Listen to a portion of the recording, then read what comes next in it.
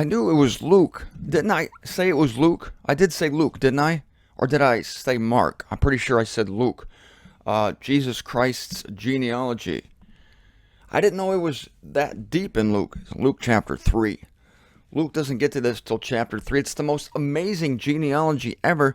The only time I know of that anyone's genealogy was traced back to Adam. Good morning, everyone. Martin Zender here on the Revelation series, making sense for a living once again from my laundry room studio. The thrill of this to me is that we are a common humanity, and this hit me when I saw the feet of that Greek statue. It's like, my God, he's got 5 toes. And the women all had 5 toes. Men and women, we do have a lot in common. Arms, legs, fingers, toes, ears, eyes, noses, mouths. We have many things, well, some key things not in common. I won't go into detail on that right now. That's a separate series. Luke chapter 3. The thrill here, it goes back to Adam and Christ. And I know it's a bit of a sidetrack here, but hey, I'm famous for those. And most of you like them. I've talked about this before, I'm sure, but this is fantastic. And my point is, where does this genealogy become fictional as we go back to Adam? We're all descendant from Adam, which is a marvelous truth. Even those statues are descended from Adam, based on people who are descended from Adam. I suppose there were live nude models for many of these.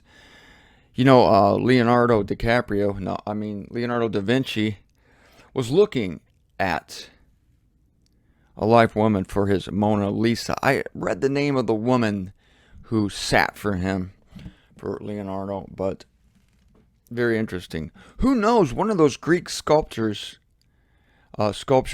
may have been looking at Paul as a model. Isn't that interesting? Paul may have been a sitting model for one of those statues. Fascinating. This is Luke 3, starting with verse 23. And he, Jesus, when beginning, was about 30 years old, being a son as to the law of Joseph. Now, I thought this was tracing his genealogy through Mary. I think that's what I mentioned to you. But it traces it through Joseph. Joseph of Eli, of Matthat, of... What? Eli? Oh, yeah, Eli was Joseph's father. Of Matthat, of Levi, of Melchi, of Jannai, of Joseph. So Joseph was the father of Jannai, who was the father of Melchi, the father of Levi, the father of Matthat. However you pronounce that guy's name. What mother would name her son Matthat? M-A-T-T-H-A-T. It's confusing. Just name him Matt or Hat, but not Matt Hat or Matthat, because I don't know if you make the T-H or if you just make it a hard T there. Very confusing. Anyway, that person was the grandfather of Joseph, who was the paternal side of the Christ thing. Of course, we know that Joseph wasn't his literal father in that he didn't provide the seed. That seed was miraculously implanted into the uterus of a teenage Israelite girl. Goes down the list here, and, you know, all these people lived, got up in the morning, ate breakfast, ate lunch, ate dinner, went to a play, played on the swing set with their kids.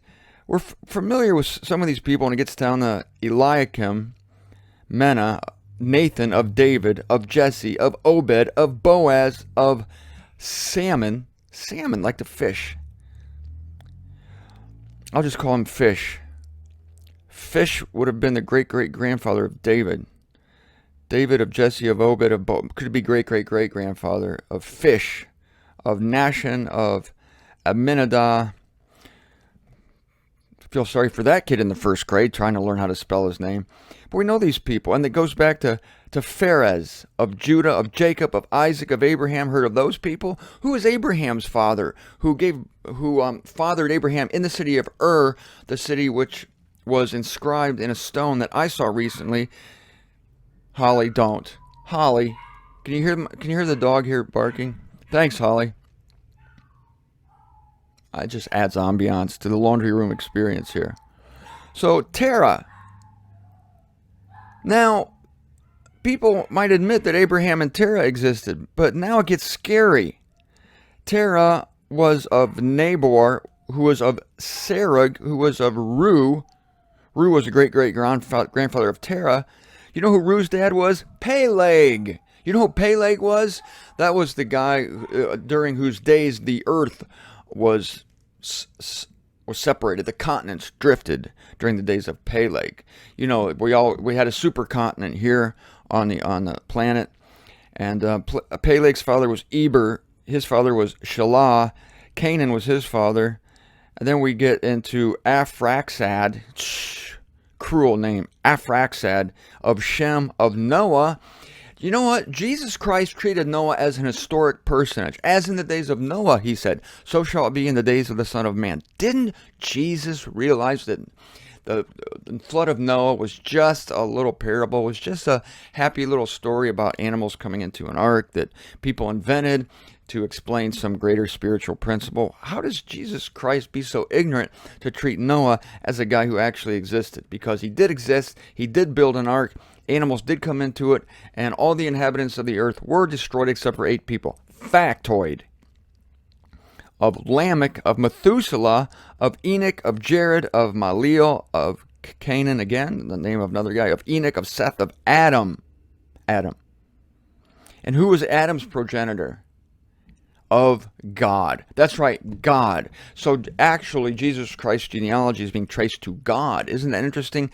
And everyone's genealogy on earth can be traced to Adam and therefore to God. So everyone here on earth, even the jerks, are of God because they all have feet, most of them, and 5 toes. Some people are born with 6 toes. I've heard some cats have 6 toes. Ernest Hemingway's cats all had 6 toes. I was recently down in Key West, and I was at Ernest Hemingway's house. I don't think I've told you that. It's only an hour and a half from here. Love Ernest Hemingway, and he owned 6-toed cats, and there are 22 cats on the premises of Ernest Hemingway's house, and many of them still have 6 toes. I saw them lying on the bed of Hemingway. Hemingway wasn't there. He's dead, but his cats live on in memory of the great writer, who won the Pulitzer Prize for The Old Man and the Sea, the shortest book he wrote. It was a novella. So Adam is of God. You are of God. Atheists are of God. The most hated Hitler was of God because he can trace his lineage to Adam. It makes you a little more forgiving toward humanity when you realize that we all come from a common root, and there is no humanity apart from Adam, and there is no salvation apart from Christ. Christ is the answer to Adam. Now, back to A. Enoch here, to take over when we left off. Oh, I want to tell you about a miracle tomorrow. I'll start tomorrow's show talking to you about a miracle. You remember I said those who believe in evolution, they think we're crazy for believing that Adam was created by a breath of God, yet they're the lunatics for believing that a 3-toed sloth could somehow develop from a mushroom. They're insane.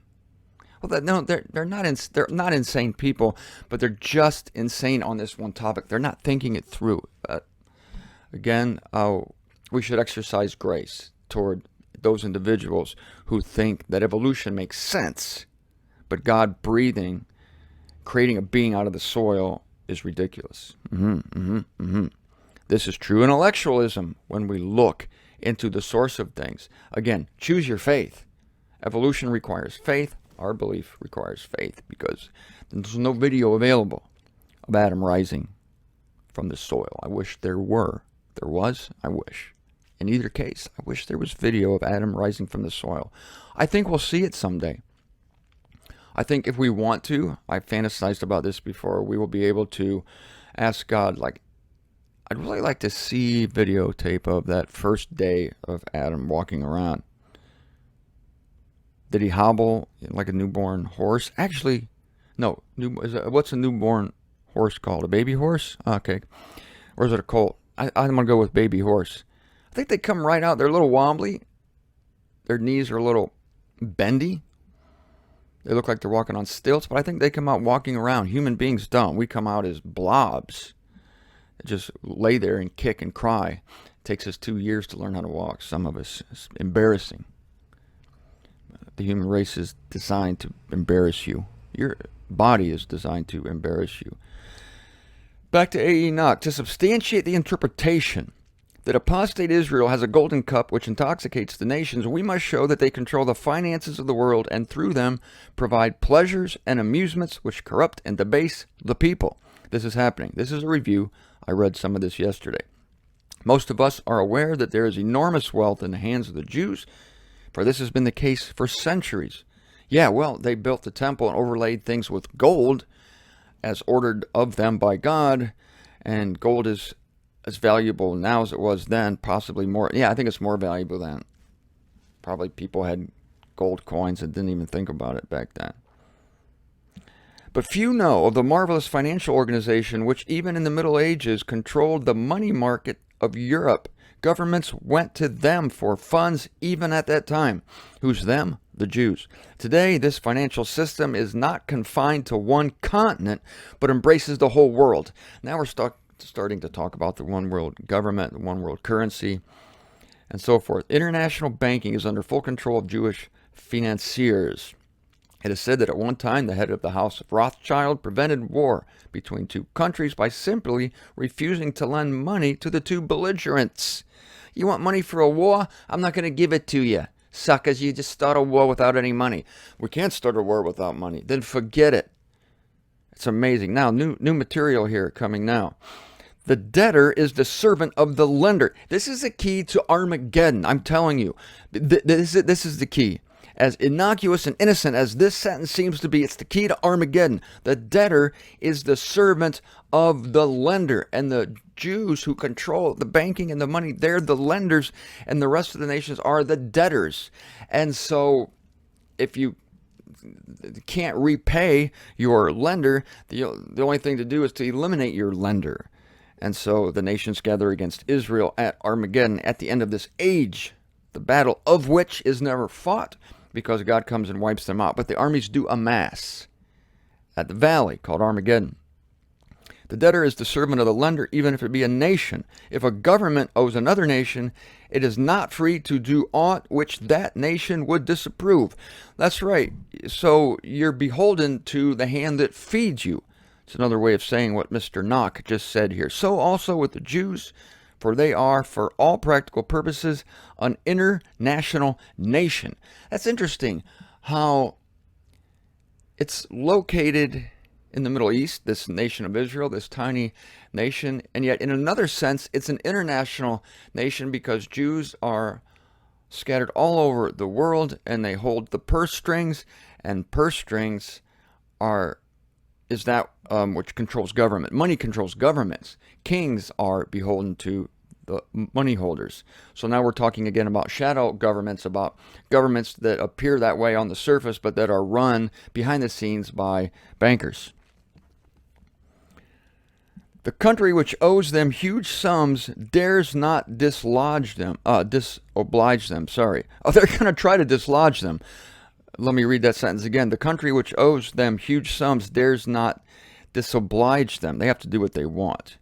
In these days, money has more power in politics than any other force. Didn't used to be that way. This any other force used to be tanks, used to be bombs. Bombs and tanks now are not needed to take over the world, only money. And it must not be offended. No one knows how deeply indebted modern nations are to these international bankers. And again, I remind you, this is written in 1930s. But all are agreed that they exercise an enormous control. And if they should openly pool their interests, as they will do when they establish their headquarters in Babylon, they would immediately become the paramount political as well as financial power in the world. That is a sentence pregnant with meaning, and we are today watching the development of this. And don't let anyone tell you that these things are far away, because they are happening now. And I remind you that the scriptures say that in the last days these things will happen quickly. These things will quickly come to pass, speedily, rapidly. when they start happening. When they start happening, it will be a crescendo. We saw that with the charts of that I showed you of how the information age, how the age of interconnectedness, the age of globalism has just taken a exponential upward swing. Well, the same exact thing is going to happen when this comes to pass that Mr. Knock is saying here. When the finances come together, when the resources are pooled, and then all it takes is a very short time to rebuild Babylon. We think Babylon necessarily has to be a Disneyland, has to look like this amazing, I can never think of that crazy new city in the Middle East.